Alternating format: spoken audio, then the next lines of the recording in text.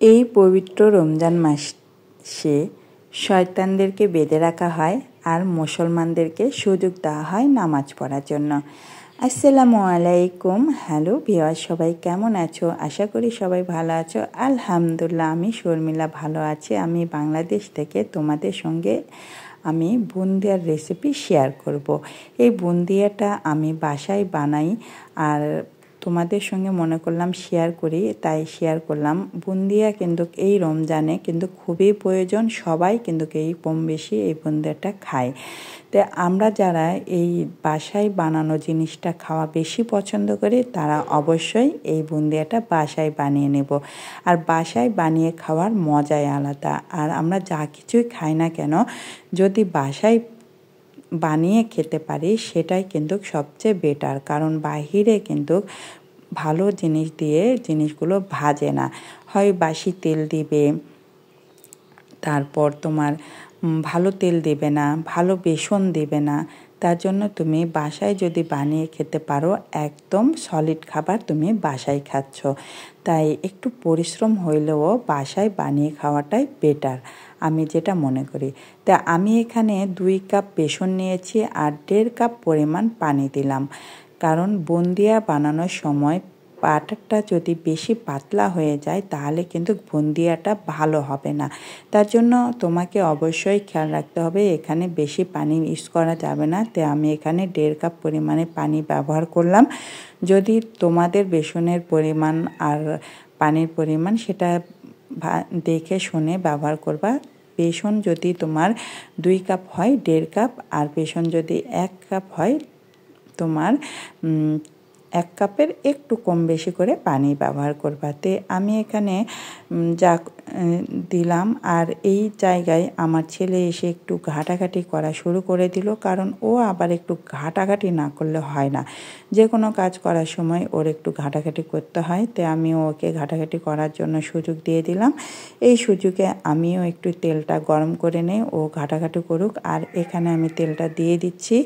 আর তেলটা দেওয়ার সময় অবশ্যই তেলটা যখন তুমি বুন্দিয়া ছাড়বে অবশ্যই তেলটা পর্যাপ্ত পরিমাণে গরম হতে হবে। গরম হলে এই বুন্দিয়াটা কিন্তু নিচের দিকে লেগে যাবে না, আর বুন্দিয়াটা কিন্তু চাপটা আকার ধারণ করবে না। বুন্দিয়াটা কিন্তু গোল গোল শেপ আকার দিবে। যদি তেলটা একদম ঠান্ডা হয় তাহলে কিন্তু বুন্দিয়াটা একদম নিচে তলে পড়ে থাকবে। তার জন্য অবশ্যই তেলটা পর্যাপ্ত পরিমাণ গরম করে নেবে। আর দেখো, আমি পর্যাপ্ত পরিমাণে তেলটা গরম করে নিলাম। গরম করে নিয়ে এই তেলটাতে ভেজে নিব। আর আরেকটা জিনিস খেয়াল রাখবা, এই ছাঁকনিটা কিন্তু নাড়াচাড়া করবে না। ছাঁকনিটা কিন্তু নাড়াচাড়া করলে তোমার বুন্দিয়ার শেপটা ভালো আসবে না। তার জন্য অবশ্যই ছাঁকনিটা একদম স্টেপ বাই স্টেপ দাঁড়ায় রাখবা। আল্লাহর দোহাই লাগে, ছাঁকনি যদি নাড়াচাড়া করো তাহলে তোমার বুন্দিয়ার শেপটা কিন্তু একদম খারাপ হয়ে যাবে, তোমার পরিশ্রমই বৃথা হয়ে যাবে। তার জন্য এই টেকনিকটা অবশ্যই খেয়াল রাখবা যে ছাঁকনি নাড়াচাড়া করা যাবে না। আমি অনেকেরই বুন্দিয়া দেখি যে বুন্দিয়াগুলো লম্বা আকার শেপ দেয়। তো লম্বা আকার শেপ দেওয়ার কারণই হচ্ছে ছাঁকনি নাড়াচাড়া।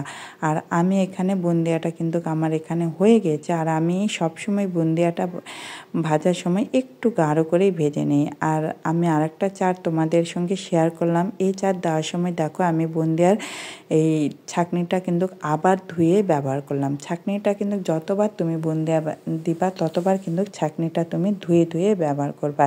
তাহলে কিন্তু তোমার এই বুন্দিয়ার শেপগুলো একদম মুক্তোর মতো চলে আসবে। তো আমার এখানে আমি লাস্ট পর্যায়ে একটু এখানে জর্দার রং ব্যবহার করলাম। তোমরা চাইলে ব্যবহার করতে পারো, আর না করলে না করো।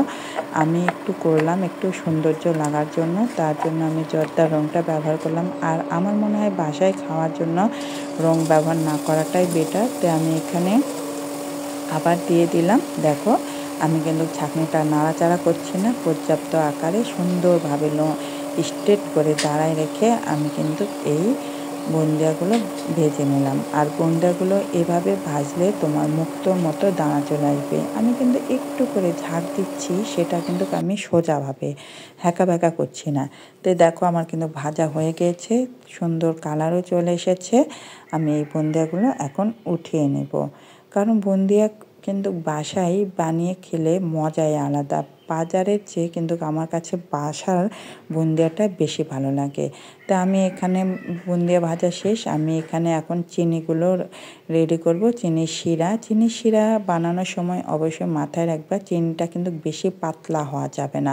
শিরাটা যদি বেশি পাতলা হয়ে যায় তাহলে কিন্তু তোমার বুন্দিয়া একদম খেয়ে টপটপা হয়ে যাবে, তখন বুন্দিয়ার স্বাদটা আসবে না। তার জন্য চিনি শিরাটা একটু গাঢ় রাখবা। আর আমি এখানে বুন্দিয়াগুলো একটু বয়ামে রেখে দিব। আমি অনেকগুলো বুন্দিয়া ভেজে নিলাম একসঙ্গে, কারণ এই পুরো মাছটা কাভার করতে হবে। তার জন্য যদি লাস্টে আবার ভাজা লাগে ভেজে নেব, কারণ আমি প্রতিদিন একটু একটু করে ভিজে আমরা সবাই খাবো। তো এখানে আমি রেখে দিলাম। আর তোমরা অবশ্যই বুন্দিয়া ভেজে তোমরা এভাবে সংরক্ষণ করে রেখে দিতে পারো, তাহলে তোমার মাসের চিন্তা আর করতে হবে না। আর একটু পরিশ্রম করলেই কিন্তু ঘরে একটা সুন্দর জিনিস তুমি পেয়ে যাচ্ছ। তা আমার এখানে বুন্দিয়া বানানো শেষ। এখানে আমি এখন চিনি শিরার মধ্যে দিয়ে দিব, আর অল্প করেই আমি দিব আজকের দিনটার জন্য, কারণ বেশি করলে আবার থেকে যাবে নি। তার জন্য আমি অল্প করে এই বুন্দিয়াটা আজকের জন্য রেডি করব। আজকে আমরা যে কয়জন খাবো তার পরিমাণেই আমি দিয়ে দিলাম।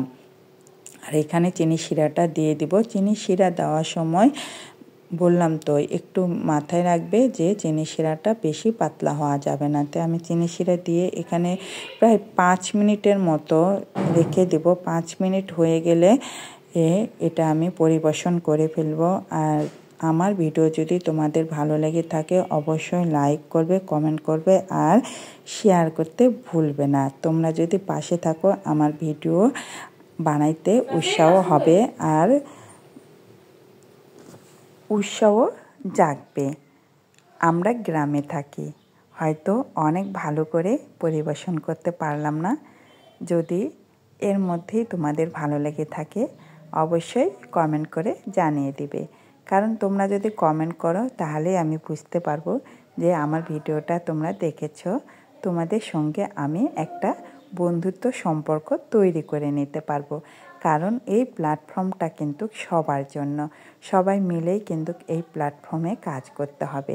যদি তুমি আমাকে হেল্প না করো, আমি তোমাকে হেল্প না করি, কেউ এই প্ল্যাটফর্ম থেকে উপরে যেতে পারবো না। তো অবশ্যই সবাই সবাইকে হেল্প করব, সহযোগিতা করব এবং সবার পাশে থাকার চেষ্টা করব। এখানে কোনো হিংসা নেই, বিবাদ নেই, আমরা সবাই এক পরিবার এবং বন্ধু। আমি নতুন, অনেক কিছুই এখনও ভালো কিছুই করতে পারি নাই, এখনও অনেক কিছুই শিখে উঠতে পারি নাই। তোমাদের দোয়া নিয়ে, তোমাদের দেখে অনেক কিছু শিখবো। তোমরা ভালো থাকো, সুস্থ থাকো, আমার জন্য দোয়া করো। আল্লাহ হাফিজ।